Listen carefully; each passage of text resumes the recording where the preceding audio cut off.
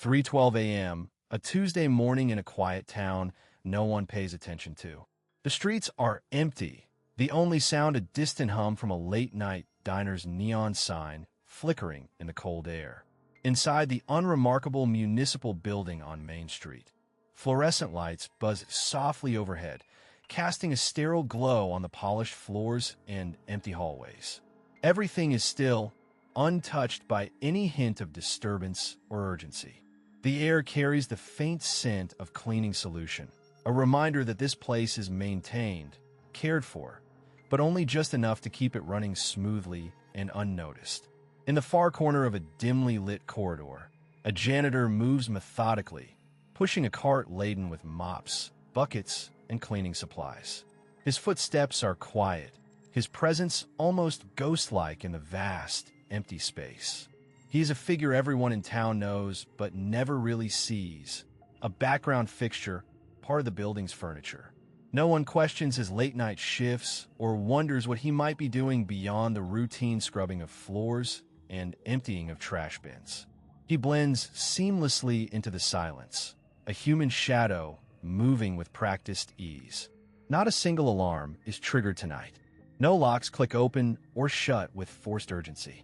Doors remain closed, computers untouched, and yet something is happening that no one will notice until much later.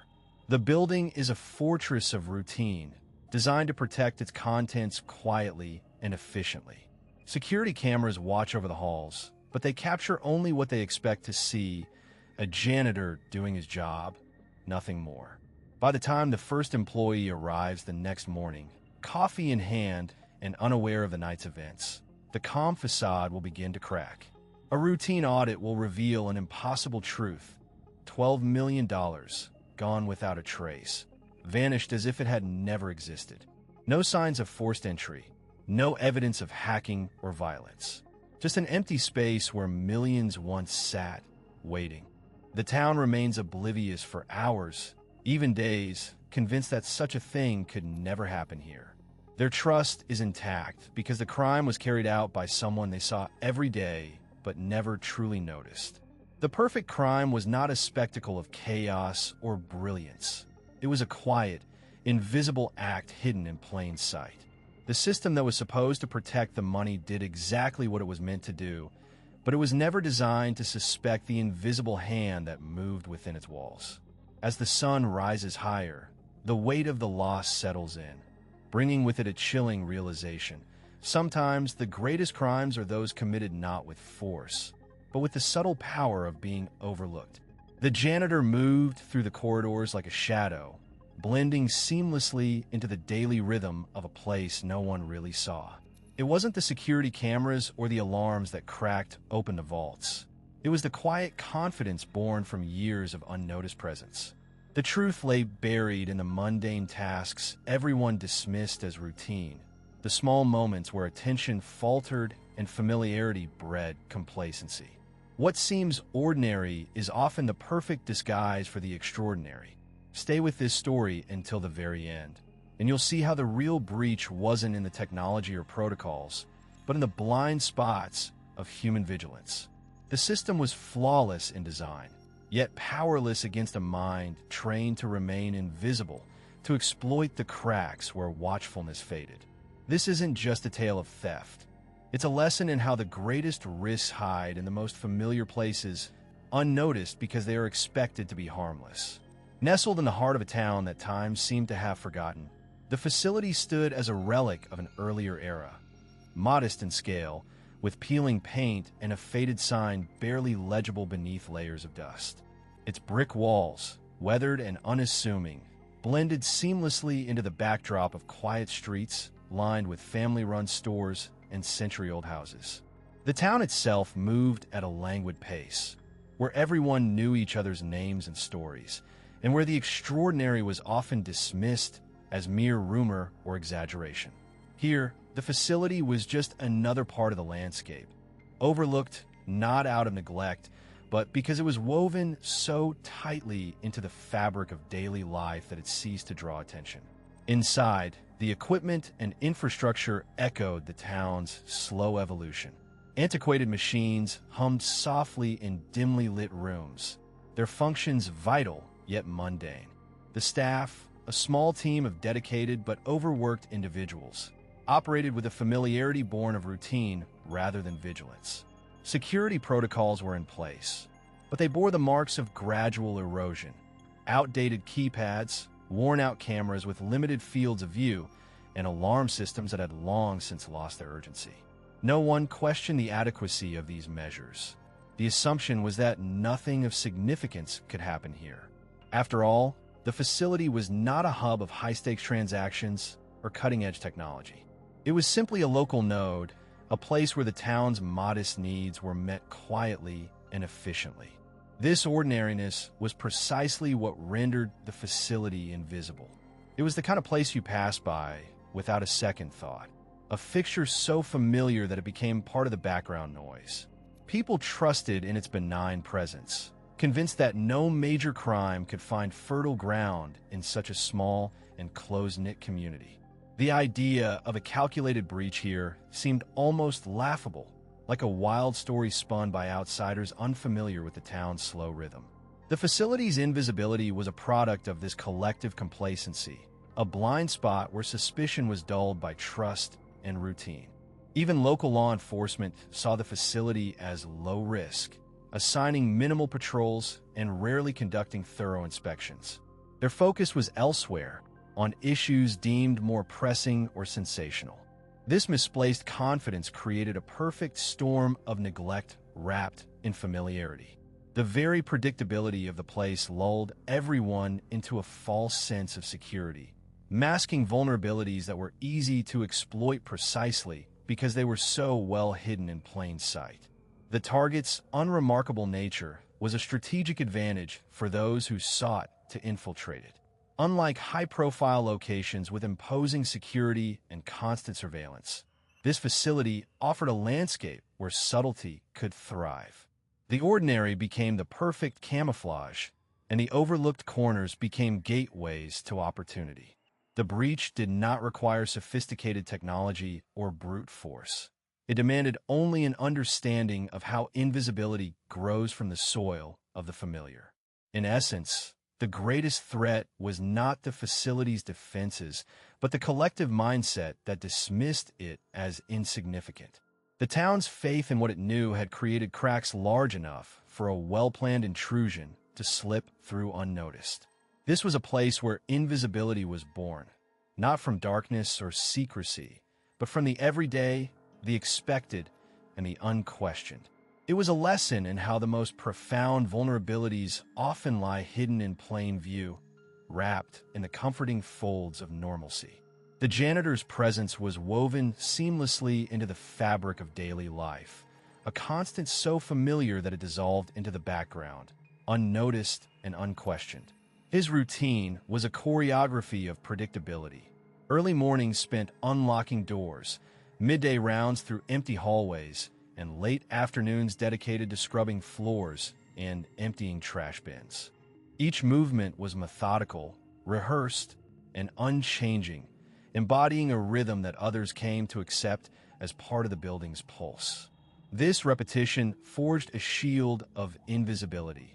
When someone is always where they are expected to be, doing what they are expected to do, suspicion rarely finds fertile ground. The janitor's appearance further cemented this veil of normalcy. He was an unremarkable figure, neither young enough to attract attention nor old enough to evoke concern.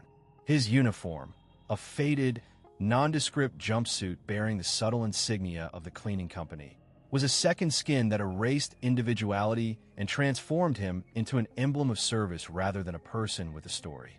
His age, somewhere in the middle ground, allowed him to blend into the background rather than stand out. He was neither the youthful intruder nor the frail elder. He was simply part of the environment, a fixture as ordinary as the blinking fluorescent lights overhead. Behaviorally, he mastered the art of unobtrusiveness. He spoke little, his voice low and measured when he did, avoiding eye contact and interaction unless absolutely necessary. His demeanor was deferential, embodying the socially ingrained role of service worker whose presence is tolerated but not engaged with. This self-effacing conduct acted as a social signal, silently requesting that others overlook him, as if his very existence was an accepted inconvenience rather than a subject of curiosity. In this way, he occupied a liminal space, not quite invisible, but effectively ignored. The collective psychology of those around him played a critical role in his invisibility. Service workers, janitors included, are habitually relegated to the margins of social awareness. People subconsciously filter them out, their minds trained to prioritize individuals deemed important or threatening. The janitor's low status, reinforced by societal norms, meant his movements were rarely scrutinized. Access points he used, utility corridors, maintenance closets, side entrances, were practically invisible gateways precisely because these spaces were presumed to be under the janitor's exclusive domain. This assumption was never challenged. It was accepted as a matter of course, a piece of institutional knowledge so ingrained it never required articulation. This normalization of access is a subtle but potent form of security failure. While guards and employees were routinely checked, the janitor's access was exempt from suspicion because it was normal.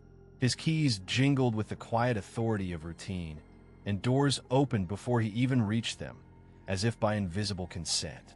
This trust was not earned, but bestowed by societal inertia, a blind spot in vigilance that allowed him to navigate spaces others could not without raising alarms.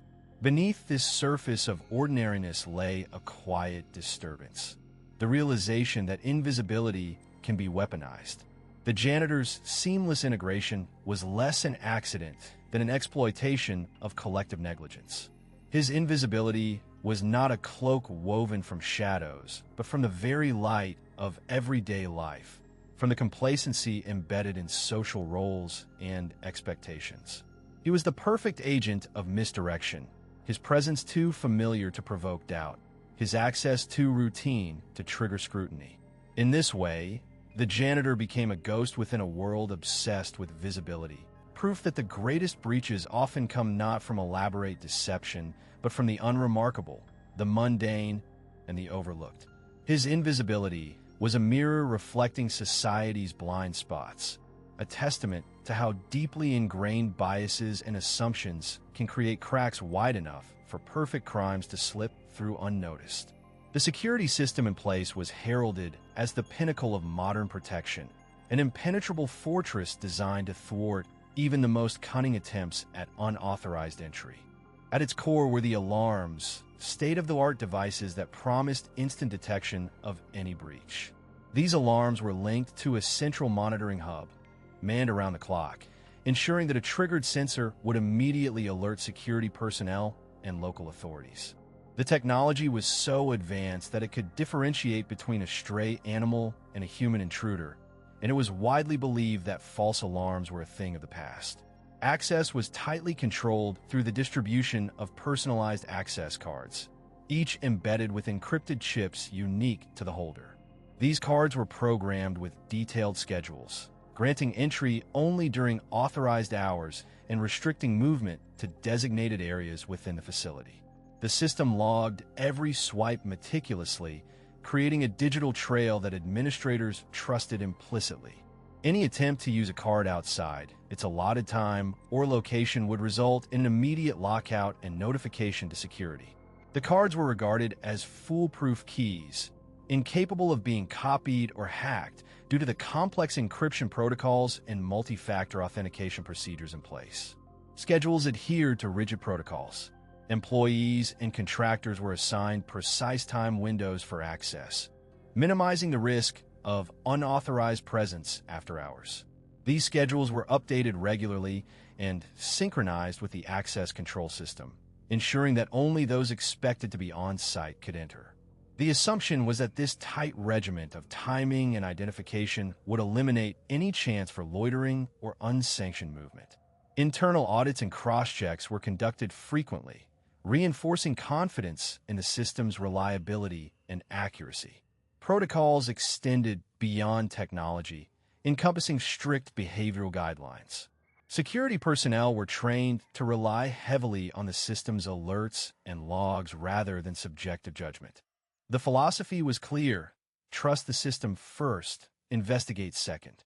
This mindset permeated the entire security culture, fostering a sense of complacency masked as confidence. Employees were encouraged to report anomalies, but were simultaneously reassured that the technology would catch anything truly dangerous. It was believed that the fusion of alarms, access cards, and schedules created layers of redundant protection, making human error or oversight nearly impossible. In practice, this trust in the system replaced the need for constant vigilance. Guards patrolled their posts with a sense of routine, eyes often drifting toward screens displaying green indicators and silent logs. The technology's infallibility was a comforting illusion that dulled senses and lowered suspicion. Routine checks became mechanical motions rather than careful inspections. The reliance on digital trails and automated alerts created a paradox where the absence of alarms was equated with security, even when subtle irregularities lay undetected beneath the surface. This overdependence on the security infrastructure allowed gaps to form, invisible to those who believed themselves protected. The janitor, familiar with every corner and blind spot, exploited these cracks effortlessly. His movements went unchallenged, his presence unnoticed, precisely because the system was designed to trust in its own perfection rather than question anomalies that fell outside program parameters. The schedules did not account for his after-hours wanderings. The access cards did not register his ghost-like passes through restricted zones. The alarms remained silent, fooled by the benign nature of his uniform and the routine cadence of his tasks. In essence, the system's greatest flaw was the very confidence it inspired. By placing unwavering faith in technology and rigid protocols, it created a security environment where human intuition and active scrutiny were sidelined. The janitor's invisibility was not just a product of disguise, but a reflection of a security culture that valued data over discernment and automation over awareness. This misplaced trust, layered with complexity and complacency, proved that no matter how advanced the system appeared, its human operators remained its most vulnerable link.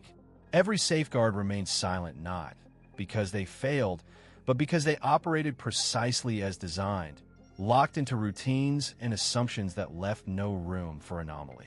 The system's timing was its strongest asset and its greatest weakness. Each sensor, each alarm, each log operated on strict schedules, calibrated to detect deviations only within narrow parameters. The janitor's movements, methodical and expected during his shift, fell comfortably within these preset windows. His presence was not flagged because it was not unexpected. After all, janitors were part of the routine, their access accounted for in permissions and schedules. The security protocols relied heavily on established patterns. Cameras monitored corridors on a fixed loop. Motion detectors triggered alerts only when movement occurred outside typical hours or zones. The janitor's path, rehearsed and repeated daily, never tripped these thresholds. The system's logic was binary: authorized or unauthorized, present or absent, normal or abnormal. What it failed to consider was the gray area, the subtle manipulation of timing and routine that could slip under its radar. The janitor, knowing the rhythms of the place, moved when cameras switched views, stayed within shadows during sensor calibrations, and avoided triggering motion detectors by adhering to expected patterns. Assumptions about behavior created a blind spot. The system assumed that anyone wearing a janitor's uniform with recognized credentials posed no threat.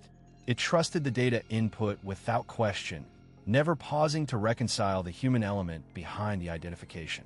Automated checks cross-referenced ID badges with access logs, but these logs accepted entries as truth without suspicion. The janitor was recorded entering and exiting areas at times consistent with his duties.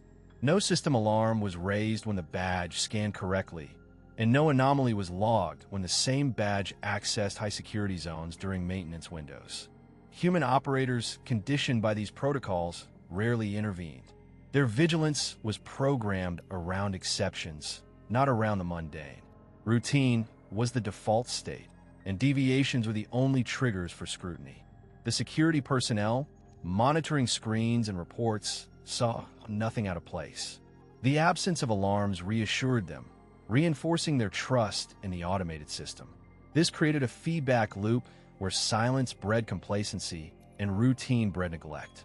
The janitor's invisibility was as much a product of this conditioned oversight as it was of his disguise. Moreover, the system's design emphasized prevention over prediction. It was engineered to repel intrusions by reacting to known threats, not to anticipate creative circumvention. The safeguards functioned like a lock that only responded to forced entry, not to a key indistinguishable from the original. In this case, the janitor's access, credentials, and movements were the master key, crafted by understanding and exploiting the system's own definitions of normalcy. This orchestration of timing, routine, and assumptions did not break the system. It played it flawlessly. The safeguards did not fail silently. They succeeded silently by ignoring what they were not programmed to detect. The system's logic, rigid and precise, left no loopholes for error, but wide open doors for deception disguised as order. In the end, the perfect crime unfolded, not because the technology was flawed, but because its creators had designed a system that worked exactly as intended, just not with the intention to foresee the invisible threat within the routine.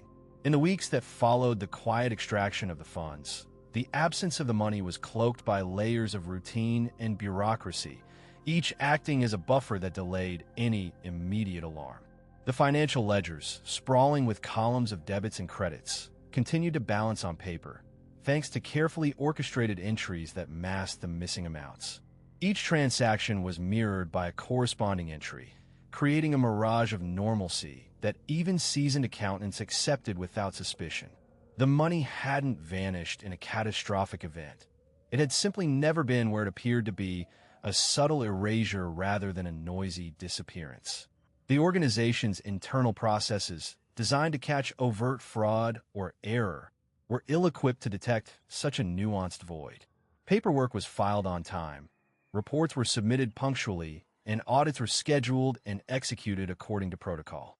The auditors, relying on the same digital systems and documentation, found no discrepancies beyond the usual minor variances attributed to human error or system quirks. The absence of money is inherently harder to notice than its destruction. No shattered glass or alarms blaring.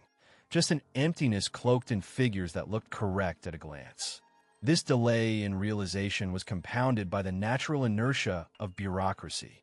Requests for financial reviews were funneled through multiple levels of management, each assuming the previous had already verified the figures.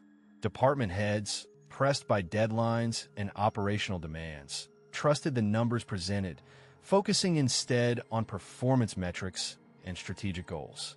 The finance team, overworked and understaffed, processed transactions mechanically, their attention fragmented by the constant rush of routine tasks. The missing money existed in a blind spot, concealed by an overwhelming flood of ordinary financial activity. When the periodic external audit arrived, it too followed a checklist approach. The auditors cross-verified bank statements, reconciled accounts, and confirmed approvals, all of which matched the digital trail left by the perpetrators. The system's design ensured that every withdrawal and transfer was accompanied by legitimate-looking authorizations and documentation, none of which raised immediate red flags. The audit report, therefore, reflected an accurate picture of the data presented, not the reality beneath it. The gap between appearance and truth grew wider as the investigation remained confined to established procedures and expected patterns. Meanwhile, the people responsible for monitoring cash flow and budget adherence noticed only subtle signs: a slightly tighter cash reserve here, a marginally delayed payment there. These anomalies were written off as seasonal fluctuations or administrative delays. The organizational culture, conditioned to expect occasional irregularities, did not prioritize chasing shadows in the numbers. Instead, focus shifted to pressing operational issues, leaving the missing funds to quietly erode the financial foundation without detection. This slow realization was a critical advantage for the perpetrators. The longer the money remained unaccounted for, the more it blended into the background noise of daily transactions, each passing day reinforcing the illusion that everything was in order.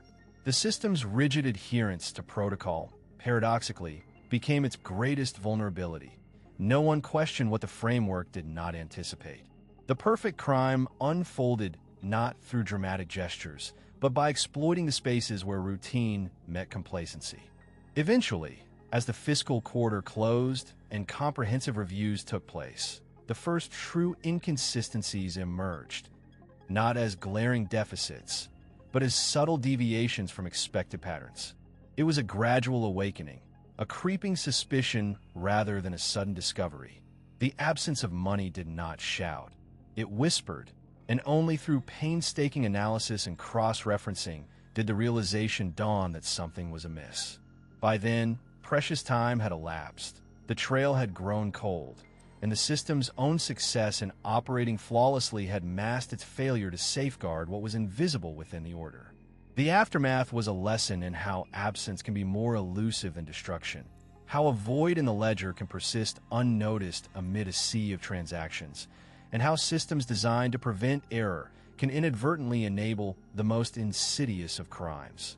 Those that leave no trace except what is missing, not what is broken. The room hummed with quiet efficiency, the usual cadence of keystrokes and murmured conversations filling the office late into the evening. Emily sat hunched over her screen, her eyes scanning lines of figures that had, until now, blended seamlessly into the endless spreadsheets she'd reviewed countless times before. She wasn't looking for anything unusual, just verifying data as part of the routine audit. Yet, as her cursor flicked over to the latest entry, something didn't sit right. It was a single number, innocuous at first glance, an account balance that didn't match the expected total. The discrepancy was subtle, a mere few $100s off in an ocean of millions. No alarms blared, no red flags popped up on the interface. But Emily's brow furrowed. She double-checked the formula, refreshed the page, even recalculated the sum manually. The number persisted, stubborn and out of place. She leaned back, rubbing her temples. This wasn't panic. Not yet, but a flicker of confusion had settled in her mind. Why would this amount be off? The rest of the ledger was pristine, the transactions aligned perfectly as if choreographed.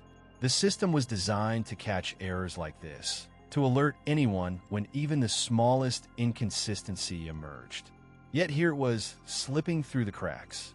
Emily's fingers hesitated over the keyboard, then began tracing back the transactions linked to that account. One entry stood out, a transfer recorded as completed but lacking the usual confirmation code. Another line showed a withdrawal with no corresponding receipt or authorization. It was as if the data was trying to be invisible, a ghost in the machine that only revealed itself through omission. She glanced toward her colleague, Mark, who was engrossed in his own work but glanced up as if sensing her unease. "Something's off," she murmured without looking away. "I found a mismatch in the balance. Just a small one, but it shouldn't be there." Mark's eyes narrowed as he moved closer. "Could be a data entry error," he suggested, though his tone lacked conviction. "Or maybe the system lagged and didn't update properly." Emily shook her head slowly. "I checked the logs. No dilas, no errors flagged." It's like someone edited the records themselves, but how? The idea seemed impossible at first. The system was fortified with layers of encryption and access controls, designed to prevent tampering. Yet, this tiny aberration suggested otherwise. It was the first crack in the facade, a subtle sign that the perfect order they relied on was not as impenetrable as believed. As the night deepened, Emily and Mark began piecing together the fragments. The missing confirmation codes, the incomplete entries, the untraceable withdrawals. Each anomaly was small, almost dismissible on its own. But together, they formed a pattern that hinted at something greater, something deliberate. The confusion shifted, just slightly, toward suspicion. If the numbers could be altered without detection, what else was being hidden?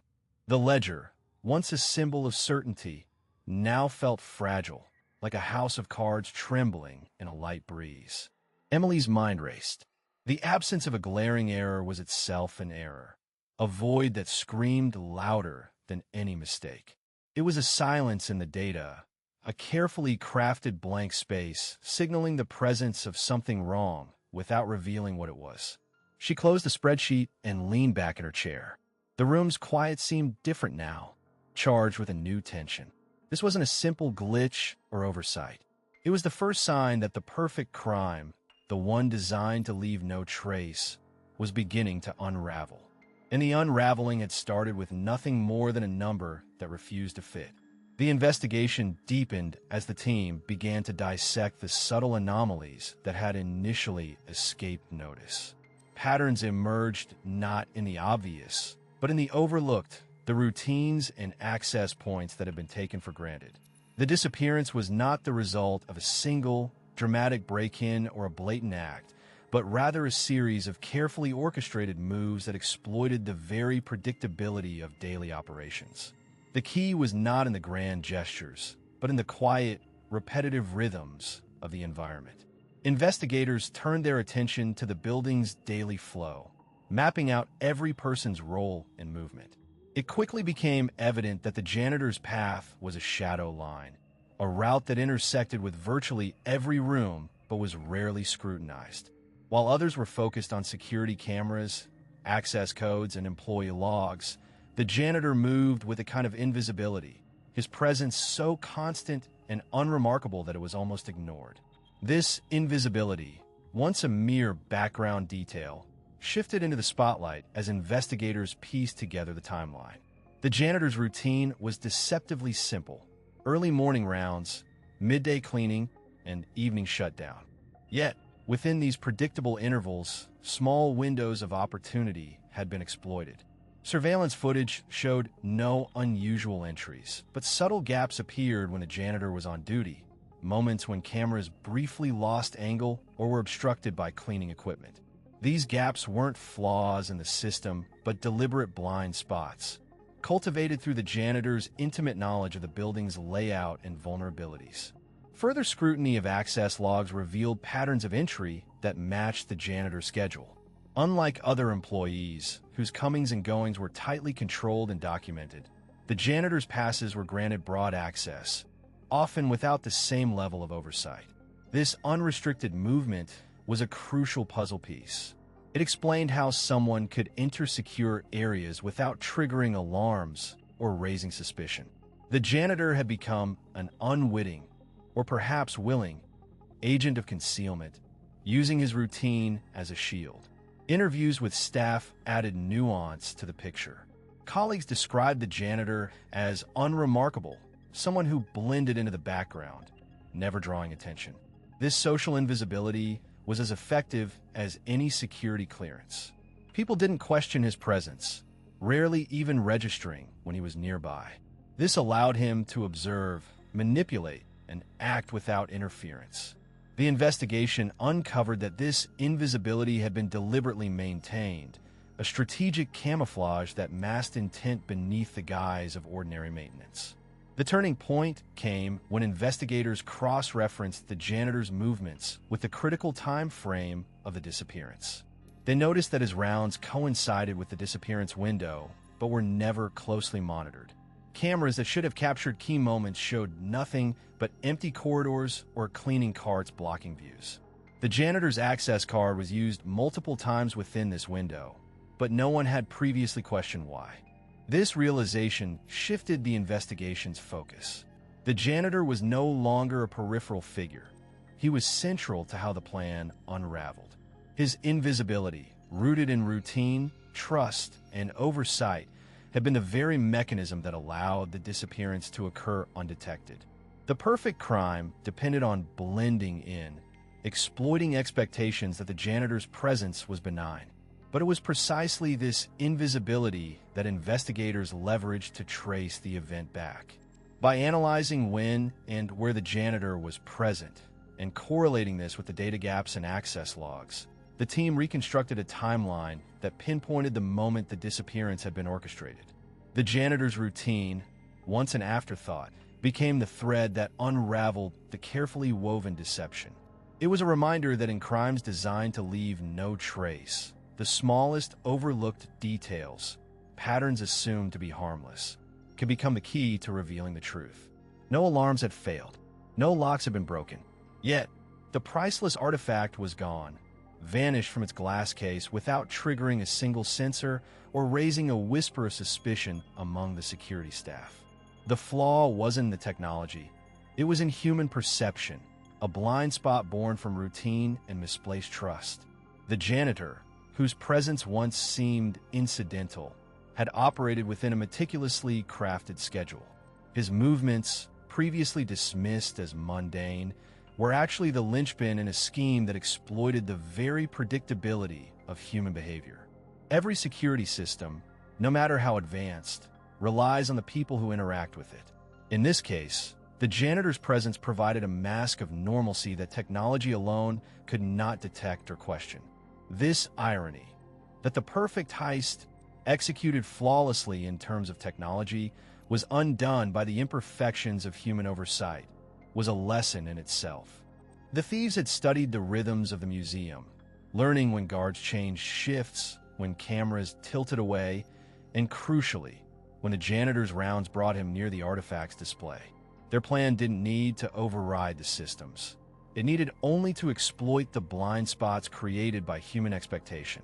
For hours, the artifact sat unguarded in plain sight while the janitor performed his duties.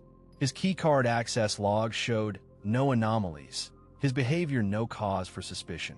Yet, within this routine, a subtle manipulation of timing allowed the thieves to extract the item, replace it with an expertly crafted replica, and disappear without a trace. The technology was flawless, but the human element, trust in routine and the assumption that no one within the trusted circle would betray it, was the weakness that allowed the crime to succeed.